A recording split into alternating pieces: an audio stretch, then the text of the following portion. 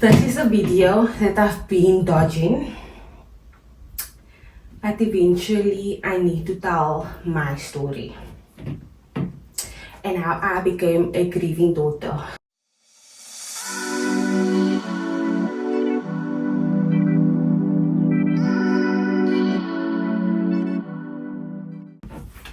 Hey guys, welcome back to yet again another video with your girl, Make It of It. Don't forget to like, comment, subscribe and join the family and turn on your post notification bell. So yeah, let's get straight into the video. So this goes way back to 2010 or 2011. I'm still not sure which year, but I know I was in grade 6 when this whole thing happened and when the journey with my mom started, and that C word, you must not know. I just had to go calm myself quickly because my heart was pumping too fast. But I think I'm fine now. I got out of the bath also. I had to mentally prepare myself for this video. But I think I'm okay to do it. I did ask my dad, does he want to join in on the video, and he's not ready. So we respect that and I'll do it on my own. It's for my healing journey at the end of the day. Niemand gaat jou kom redden, basically. So I'm doing things that will help me heal. I'd like to live with the pain and hurt. But yeah. So how the whole thing started was my mom had complications when she needed to number 2 and stuff like that.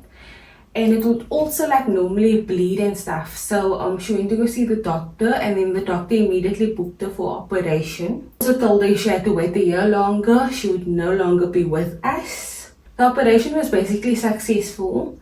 You know the large intestine? So there was a blockage in a large intestine, right? But they couldn't cut the thing out. It was too big and it was already touching the holes of the large intestine. So they had to remove the whole large intestine. And as a Lavito like a large intestine, it's huge.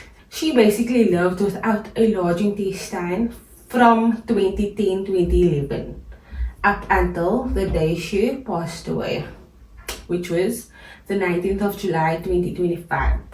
Sorry guys, the story is going to be very informal, but please bear with me. I am trying to be strong for this video. I'm trying. The large intestine was out. They could see what was inside the large intestine, and they sent that thing that was blocking the large intestine, they sent that away to the labs, right? When the thing came back from the labs, it showed that there was cancer inside of that fatty thing that was in the large intestine. So let me demonstrate. So you get the large intestine, right? So there was a big fat part that was blocking that thing. And in there was the cancer cells. That is what the doctors told us back then. So she was lucky that the cancer cells didn't get time to come out of that fatty part yet. It was just stuck there. So that was what the doctor told us, and then I must now explain that she lived without the large intestine, which is okay. I don't know how that was possible, but yeah. So she just had a small intestine and it was connected to another part. So like when she eats and stuff like that, she can't keep food in her tummy for too long. So after eating, maybe after 10 minutes, she needs to go to the toilet because she doesn't have that whole large intestine that we still have. So yeah, there's like no place to store the food basically, and digest the food and stuff like that. Yeah, that was the story of what happened when I was in grade 6. I constantly cried every day. Because I'm little, what do you mean my mom is in hospital? I'm a child still. I don't know if my friends will remember that from primary school, and then my daddy, the teacher or something, needs to phone my dad to come fetch me. Then we go from school straight to the hospital. Because I want to see my mommy, what do you mean?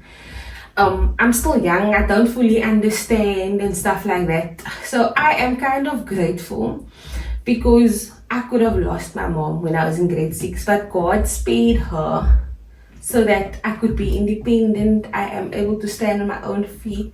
So that gives me like, purpose again. So since they found cancer in the large intestine, she had to go every year for a colonoscopy. Ja, ek volgens de dokter en een nurse met al die grote woorden. But I had to come learn it most now. Every year, feedback came back it's clear there's no cancer, the cancer didn't return. That was so for 11 years, right?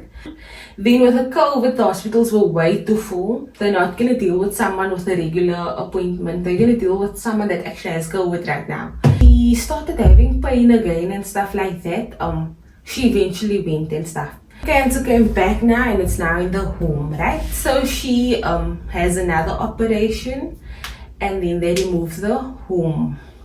There's a word for that, but I can't get to it now. They remove the womb and whatever, meaning she does not get her period anymore, which is fine. She's happy with one child because if she's gonna have another baby, it's either she's gonna lose her life or baby passes away and she still survives it. So she didn't want to risk that. That's why she didn't have like kids for that 11 years and stuff like that. So she was also fine with the doctors removing the womb. Because if the womb is removed, the cancer is gone, she's going to be okay. That was our thought. That everything was fine, the operation was a success, and then the cancer just came back. And it came back. Okay, so after the womb was removed, she went for a few chemo sessions and a few radiation sessions. But I'm looking for the video quickly now. I posted a video still that time. Yeah, this post I posted on the 6th of April 2023. So the post says that operation, 29 radiation sessions and 6 chemo sessions. Mom, you did it. Thank you God for giving my father and I strength to get through this journey. I never knew what bravery was until I saw it in my mom. And then I said, thank you Tyler for walking this journey with me and my family. I honestly appreciate you. Thank you to those who regularly checked in and asked about my mom. The day I found out that you had cancer, which was the 4th of October 2022, a few days before my birthday, I couldn't stop crying. I was pissed at the world and didn't understand why it happened to you. But you told me that day we will get through this. Strongest woman, my mom. P.S. The song choice is her go-to song. This keeps her going. So basically on the 4th of October 2022, the cancer came back. That was after the womb operation. And then she must now went for the radiation and the chemo. And then on the 6th of April, she basically rang the bell. So she was cancer free, meaning that the treatment helped. My mom was cancer free. The treatment helped. This was in 2023. The 6th of April. It was November. I remember it was November. I don't have the pictures on that phone. November last year, which was 2024, when the cancer came back. Guys, November last year when the cancer came back, I cried. I cried because what do you mean? We rang the bell. They said she's cancer free. Everything is removed. Why is it coming back and back and back? Like, can't you just get to the root cause? Anyway, yeah. So the cancer came back, and this was now since November, and it came back harsh this time. She still told me we're gonna get through this. Like, she had so much faith. Like, this lady was so strong. Yeah.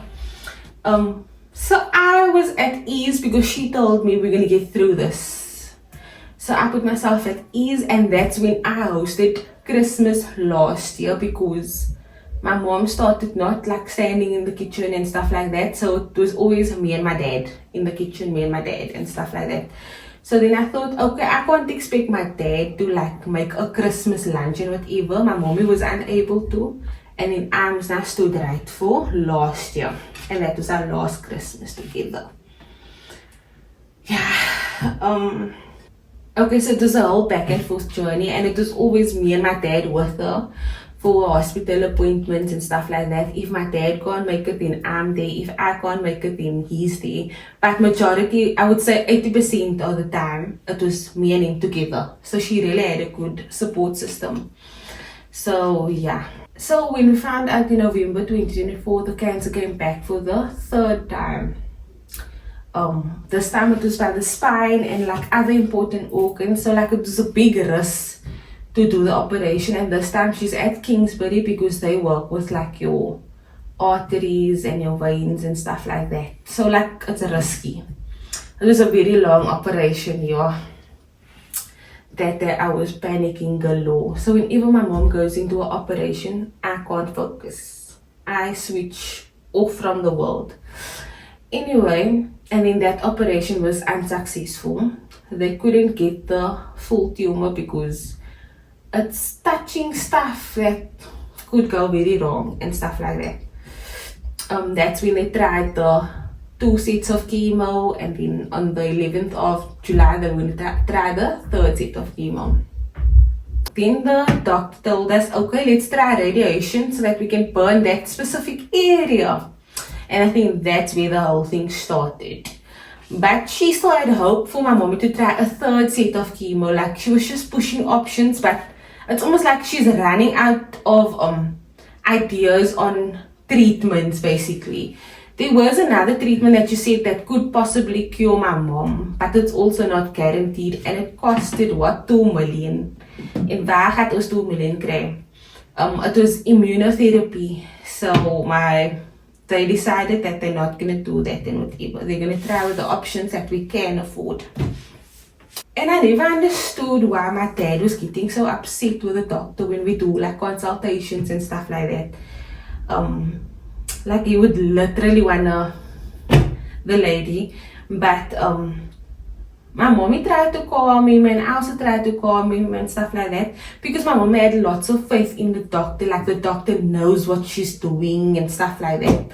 But anyway, that it still upsets me today. So anyway,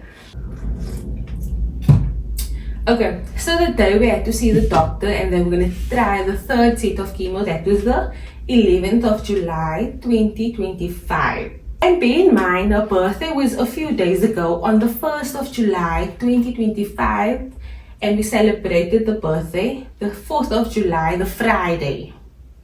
That's when she had the cherry pajamas on, but you guys could see that she looked a bit pale. So when you see my mom looks pale, it's because she needed blood. She needed blood and whatever. So also the blood transfusion story, she's been sleeping over at hospitals and stuff like that, because then it's this blood count is low, then it's that blood count is low. So she's been staying over at hospitals for bloods also. Then she would come home the next day. Even like for Tyler's birthday, the doctor told us that she needs to be booked in. And I'm like, doctor, we have a party tomorrow. My mommy said it's fine, she's still gonna make it for the party. So I'm like, okay, my mom like convinced me. So I was like, okay. So she still made it to Tyler's birthday. She literally came from hospital, just went to go freshen up at home, and she celebrated this whole party with him and stuff like that. But it hit her the next day, and then the legs and the back was paining. But yeah, you even see on that pictures of the party like how strong she looked regardless of what she was going through. And count how much time she had blood transfusion, because it was a few times. It was really a lot of times. It's things I don't post about, things I don't talk about, but yeah, that was our life at Vincent Pallotti. We were basically staying there. The nurses know us already by now. So the 11th, we're going back to the 11th of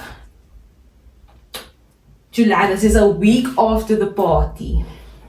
The 10th of July, I slept in.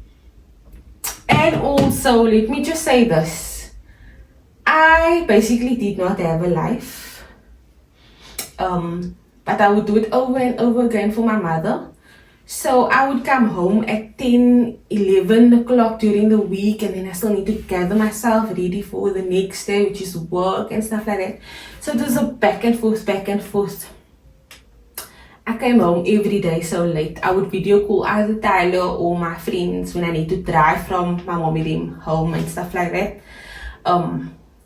Zaitun and Monique will know that situation, so I would either video call them or tea.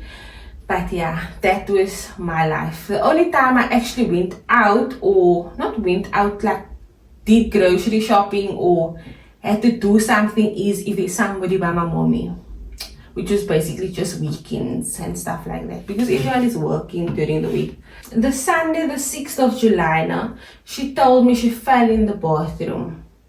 So she had to shout for my daddy. And then he couldn't lift her up. It was almost like dead weight, man. He couldn't lift her up, and then he had to get a blanket, roll her on the blanket, and then pull her from the toilet to the room. Luckily, they are staying in my room now, and my room is like opposite the toilet. So like the distance wasn't so far, but I mean, it's the Friday, we're in the doctor's consultation, waiting room and stuff. To must now see the doctor, we were a bit early. So I'm like, okay, I'm gonna go to the toilet. I asked her, are you gonna go with me? She first said no. Then she says, okay, yeah, I'm gonna go with you. So she's still in the wheelchair, and now I'm pushing her to the toilet, right? But by the new building at Vincent, that's not like wheelchair friendly toilets and stuff like that. Yeah, because that's not like the hospital. But anyway, so I was trying. Okay, I first did my thing in the toilet, and then she must now sat in the wheelchair waiting for me to must now assist her. And then I must now kind of push the wheelchair in till by the toilet, because I need to grab her out of the wheelchair and put her on the pot for her to do her thing. And then when she's done, I need to grab her up again and put her back in the wheelchair. But remember, my mom is very heavy at this point, right? So she does a thing. I finally managed to get her on the pot. It was very difficult because the passage was so narrow. Then I finally got her onto the pot and whatever. She did her thing. Now when she was done, she wiped her and whatever still. When she was done, I had to get her up now, and I had to pull the wheelchair to come closer, because the distance where she needs to come out from, it's very long, and I'm scared something happens. Now I'm trying to pull the wheelchair, I'm trying to keep her, it's just too much. I get it to a point, I feel like, hey, something's gonna happen here. She's very lammerag, man. I get to a point where I push her basically against the wall so that I can keep you with the one hand against the wall and pull almost now for the wheelchair and stuff like that. Yeah, I just see she goes down. She slides against the wall, meaning she's basically collapsing. But it's a good thing I pushed her against the wall, because now she collapses in a slow motion and she doesn't hurt herself. If I just left her there, she'd have fallen, knocked her head, and stuff would have happened in the bathroom. So now she's laying on the floor. At this point, I start getting hysterical because my mom is weak. She's laying on the floor. What do I do? Who do I call? I don't want to go out and leave her alone in the bathroom. I was just getting hysterical and I was crying and stuff like that, because I'm not used to this. Like,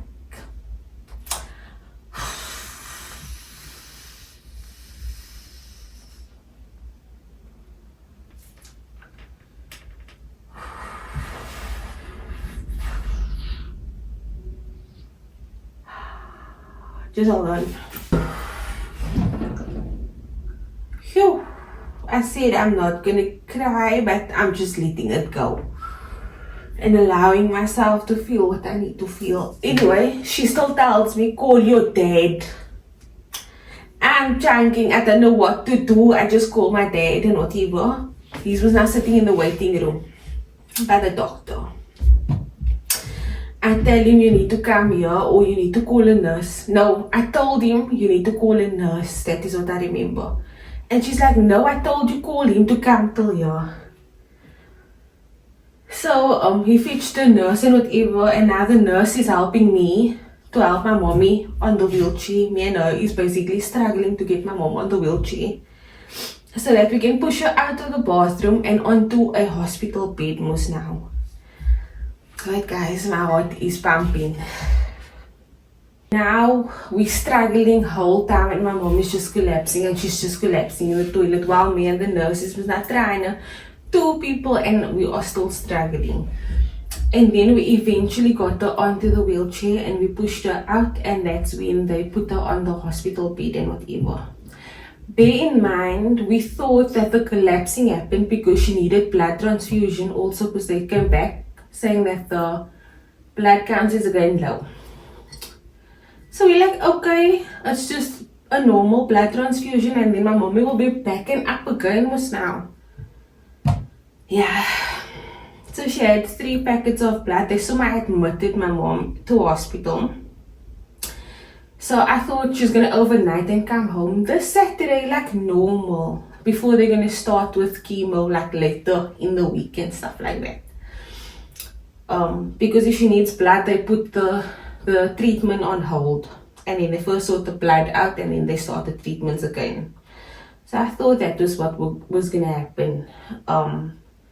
So she had 3 pounds of blood. The Friday I could not sleep. I had to go home. Saturday I get done quickly and I just want to go to the hospital. Like, I need to go to the hospital. I don't care if it's not visiting times. I need to go to the hospital and see what is happening. And normally when my mom is in hospital, me and her chat. But she was so weak, she could hardly chat to me. And that was making me more crazy because I want to know that you were okay. I want to know that. I want to know this is happening. I just need you to communicate with me. So the Saturday we came there and whatever. But before we went to hospital, she was hardly chatting or speaking to me and stuff like that. And then she, I don't know who, I can't remember, but someone told me I need to phone the ward nurse and stuff like that, and then I can now speak directly to the doctor, just to give me peace of mind as to what is happening, because my mommy can't chat properly and stuff like that. So I get in contact with the doctor, but her doctor she was on leave that time, so she basically had to hand over to another doctor, also a female. So I must now ask the doctor like what is happening, what's the progress and stuff like that. So she said the blood is done, that is sorted, and the blood count came up a bit now. And then she also told me that tumor got small. The tumor count has decreased. That is what the doctor told me. I'm thinking, okay, I'm going to the hospital still now with this good feedback because the doctor said the tumor decreased. So my mom's okay. My mom was still talkative the Saturday. Her boss came. She was like talking to everyone and stuff like that. Then the Sunday the physician came. So he said he like monitored my mom and stuff like that. Then he's like, my mom needs to go for a CT scan. Why must she go for a CT scan? So we already knew that he knows something. Anyway, she goes for a CT scan. And that same Sunday, they tell us there's nothing they can do for her. Bear in mind, my mom was admitted the 11th of July 2025. The Sunday was the 13th of July. And they tell us there's nothing they can do for her. That's when I posted that brown outfit on my socials. And I lost it because what do you mean there's nothing you can do for my mommy? Yeah. That day I was chunking and stuff like that. Because why did the doctor say the tumor is getting smaller? Why give us that hope? That was my questions. Then the Sunday I had to leave her there and stuff like that. She couldn't chat at all, so like now I'm going home, not being able to communicate with my mother. So that bothered me. I didn't sleep that whole weekend. The Monday I was again early there. I somehow put in leave because I need to be at the hospital every day. I need to see my mother. I need to see that she's okay and stuff like that. I put in leave for that whole week. In the Monday, she was moved to a separate room. Yeah. But that was in a final room. And then the Monday, the one nurse spoke to us and then they said one of us can stay there, either me or my daddy. So I'm like, I need to stay. And my daddy like gave me that, like I wanted my closure. I need to be here regardless how I'm gonna handle whatever. I need to be here. So then I stayed. Bear in mind I have nothing with me, but I stayed. I still have videos of me and my mom in hospital. So since the 14th of July, I slept in hospital that whole week until the Saturday when things was now haywire. So I basically spent 5 nights in hospital, yeah, with my mom. So from the Monday onwards, we moved her to a private room, meaning she can now get more visitors because the doctor told us there's nothing they can do for her. Yeah, my mom had the most visitors. There was like 50 people every day by my mother of that whole week. Sorry to how I looked in the hospital for that 50 people. I know I looked horrible, but I was going through it, but I just wanted to be by my mom's bedside. Becoming less responsive every day from Monday onwards. My last conversation with my mommy was the 17th of July 2025. The morning I still told her I love you. She said, And then when I asked her, do you love me? So she said yes, but like she whispered yes because it was too sore for her to talk because she started not being able to eat also.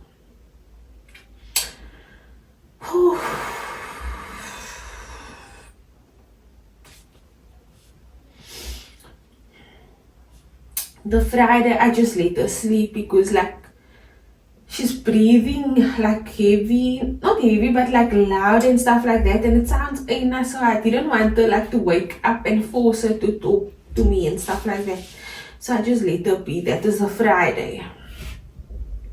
And the reason why I was by my mom's bedside throughout that whole week, and when I was able to, when I went for a normal operation with my nose and stuff because of my sinus, I was old enough to stay alone at hospital, but my mom sat in that waiting room until I was just discharged from hospital. So big ups to her.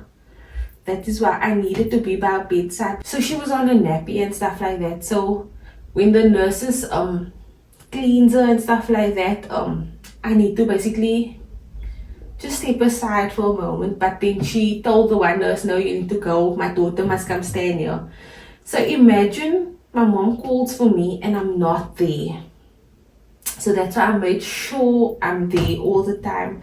I know there was this one day when they forced me to get out of the room. So they wanted me just to go out and go breathe a bit. So I was in pajamas. I was walking in the mall with pajamas. So Tyler took me quickly to the mall just to go get some fresh air and stuff like that. And I'm still telling him, if something happens to my mommy now, because I'm so like, I need to be by her bedside and you're so like forcing me to get away, and I can't not be there if something's gonna happen and stuff like that. But yeah, so nothing happened. And like I feel like she understood me so well in hospital. Like I was basically like a nurse. So the way I was looking after her at home, it's like I used to wash my mommy. I did everything that the nurse would do for my mother. So that's why I think our relationship became more stronger, like very deep now with this last few days and stuff like that. I even remember one day I think it was from the home operation. So she was unable to wash her. So me and she got into the shower together because I was not gonna help her and stuff like that. And then she just started crying. And I'm like, why are you crying? And then she's like, you're not supposed to be doing this. And that broke my heart because, girl, I'm gonna go through everything that with you. I'm gonna go through everything that you need to go through with you. She felt sorry for me at the end of the day. But I'm the only child, so it's my job, you know. And I would do it over and over again, like I said. So like I washed her now when she was sick also, because my mommy was basically bedly, and even like not working also. They booked her off because she got too weak. Yeah. So then that's when I started looking after her. So the Friday I left her alone. And bear in mind, I did not pray to God. I did not ask God to like come picture, because I'm not ready to part ways with my mommy. What do you mean? So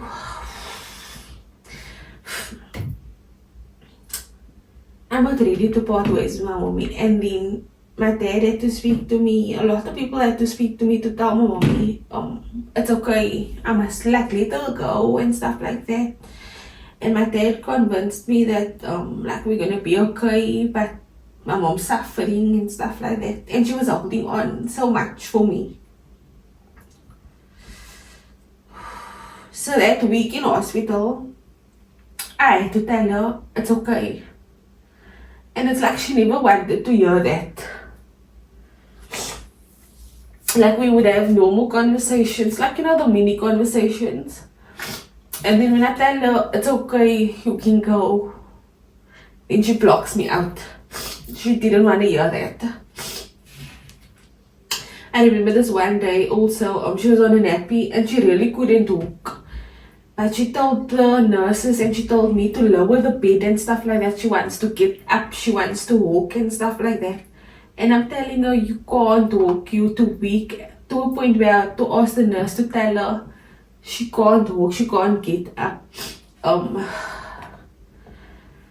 And it's just like, no, Mika will help me. Mika will walk with me to the toilet. And that is how things were when we were at home. Like I would help her to the toilet, walk with her to the toilet. So I walk in front, she holds on to me at the back, and then we walk to the toilet, and then I put her on the pot, and then I wait for her in the toilet, and then she grabs onto me, then we go back to the room, and then I help her on the bed.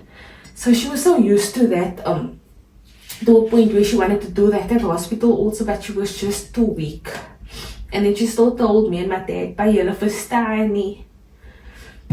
So she was really strong till the end. She just wanted to get up there, but her body was crashing down on her. She was almost like in a mini coma because she like was less responsive every day. So what happened was the radiation caused a hole in one of her organs, and that caused internal bleeding. And apparently the cancer spread throughout the body and everything was just failing. That is what they told us afterwards. So the Friday I just left her, whoever visited and stuff like that. And then the Friday night I eventually prayed. And then I told God, it's fine. Like, it's okay. Even though I know it's not gonna be okay. You get like she's gonna be in a better place. She's gonna be free from pain and stuff like that.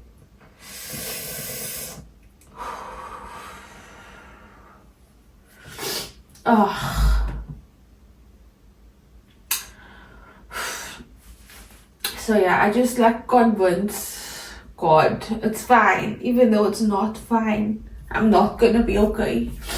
That whole week I was crying in hospital. But in front of her, I need to wipe my tears. I need to keep myself strong. But it was difficult. Seeing your mother.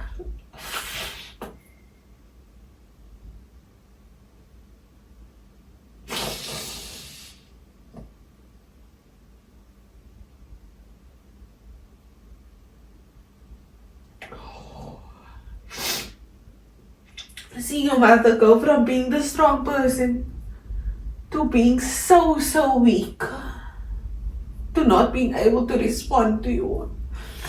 That was the worst. That's why I eventually started praying the Friday. Because obviously I sat with so many questions.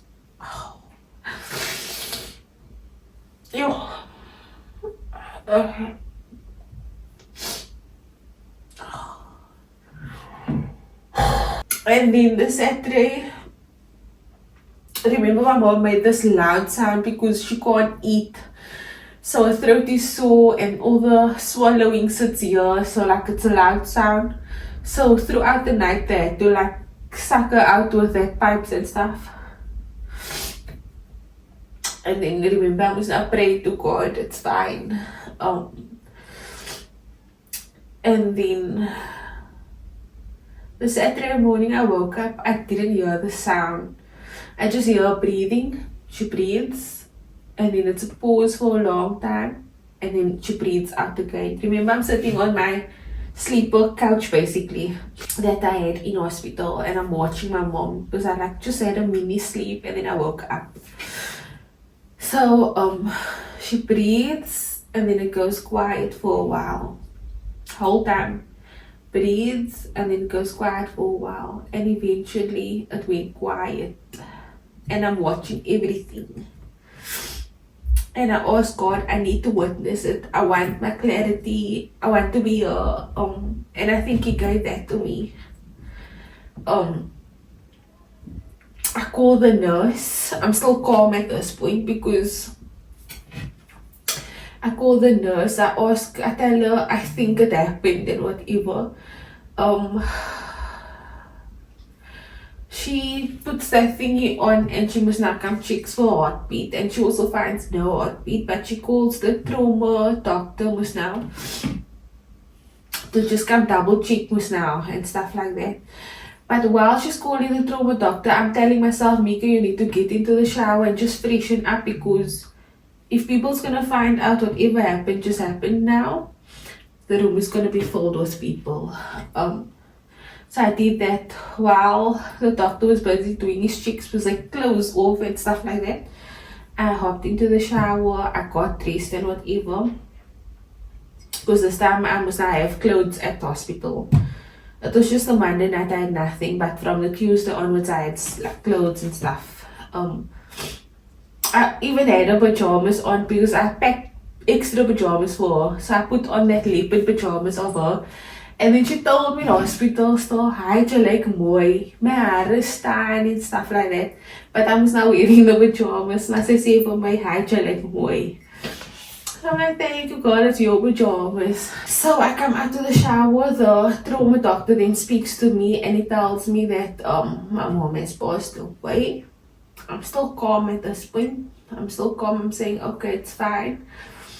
Everyone leave me alone and stuff like that. My phone's ringing. Since I was in the shower, my phone started ringing whole time.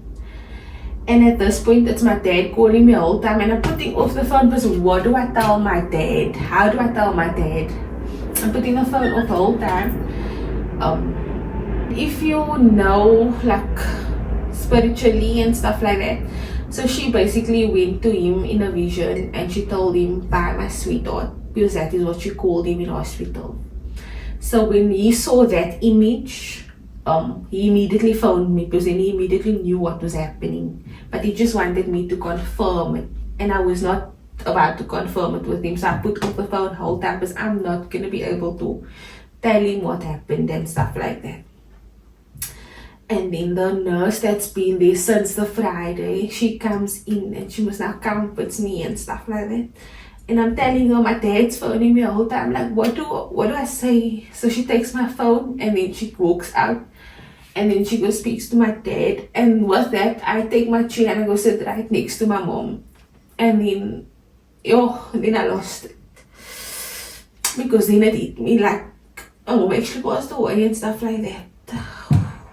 Immediately the room gets filled with a lot of people. I don't know how everyone found out. I don't know. Because I was laying with my head on my mommy the whole time and I was just crying and And it was a memorial service the night. The Saturday night and the funeral was the next Saturday. Yeah.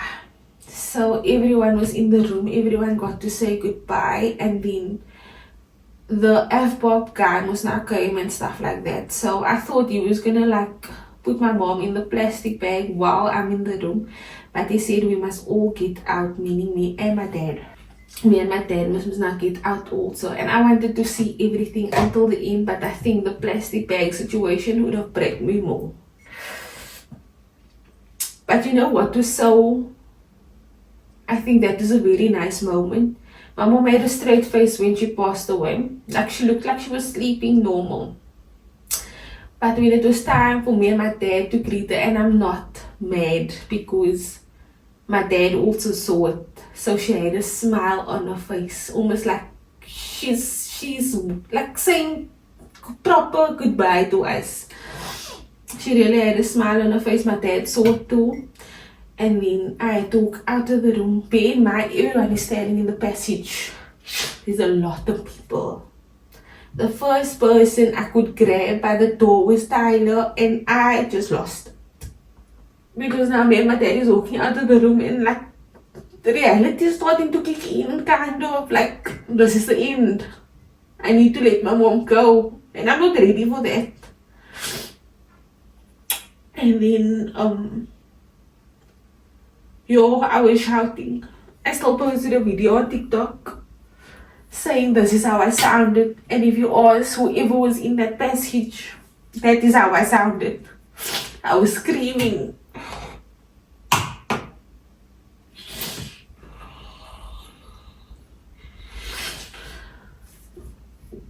I was just screaming and crying. And Tyler just grabbed and I didn't even see my mom go from the bed through the passage. Like I didn't see them driving out to my home because I was having a moment that time. I think that was my breaking point.